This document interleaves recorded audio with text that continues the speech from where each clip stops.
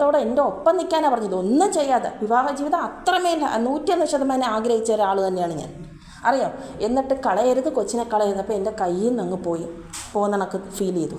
അപ്പം അമ്മായിയമ്മയെ കൂട്ടുപിടിച്ച്, സ്വന്തം വീട്ടുകാരെയും കൂട്ടുപിടിച്ച് ഈ നാർസിസ്റ്റ് ചെയ്ത പ്രവൃത്തി ഓടി നടന്ന് ഫുൾ കഴുകി കളയണം എന്നുള്ളത്.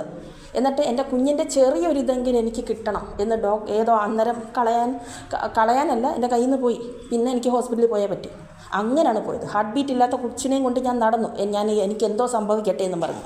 അറിയോ, ഇതൊക്കെ വാസ്തവം അറിയാവുന്ന ആ കുടുംബക്കാരുണ്ടല്ലോ, അറിയാവുന്ന ആളുകളുണ്ടല്ലോ വീട്ടിൽ നിന്ന് തന്നെ.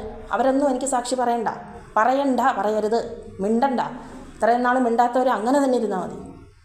എന്നിട്ട് ആ കുഞ്ഞിനെ, ആ പാവത്തിൻ്റെ ശാപം എണ്ണി ഇനിയും കിട്ടും, തലമുറ അനുഭവിക്കും.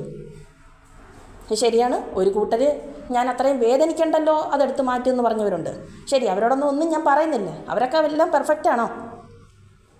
എന്നിട്ട് ഞാൻ കൊണ്ടു നടന്ന തള്ള, എന്നിട്ട് എൻ്റെ കയ്യിൽ നിന്ന് അത് പോകുന്നതുപോലെ ആയിക്കഴിഞ്ഞപ്പോൾ ഇവരുടെ നാട്ടിൽ നിന്നുള്ളൊരു പെണ്ണ് തന്നെയാണ് പറഞ്ഞത്, അയ്യോ അത് നീ വീണ്ടും പോകുന്ന പോലെ തോന്നുമെങ്കിൽ വീണ്ടും കൊണ്ട് നടക്കരുത്, അത് ക്രിട്ടിക്കൽ ഇതായിപ്പോവും, അതുകൊണ്ട് വേഗം ഹോസ്പിറ്റലിൽ എത്തണം.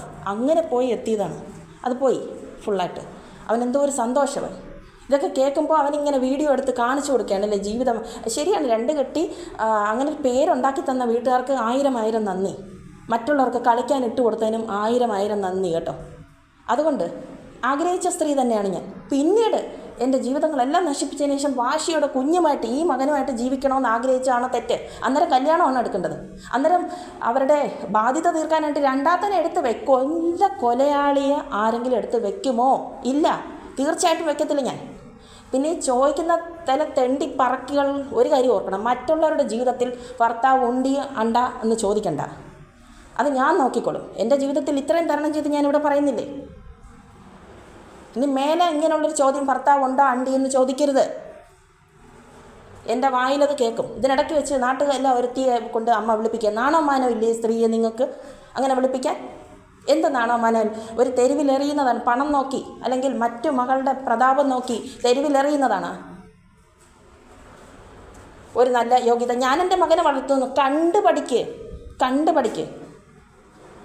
ഈ എന്നോട് അക്രമം കാണിച്ച ചെറ്റകളോടൊക്കെ ഞാൻ പറയുന്നത് കണ്ടുപഠിക്ക്, അത്രയും മാത്രം. ബാക്കിയുള്ളവരൊക്കെ ഇത് കാണ്.